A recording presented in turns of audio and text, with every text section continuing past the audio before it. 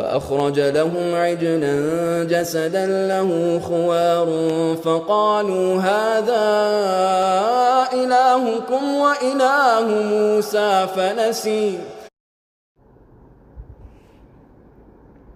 Tanda akhir zaman sudah nyata apabila Israel Zionis mula membuat penyembahan pengorbanan seekor lembu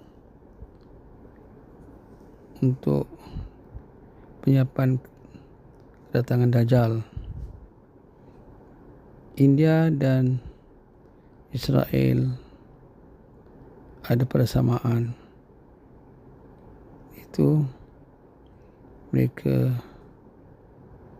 telah bersekongkol untuk memerangi umat Islam akhir zaman.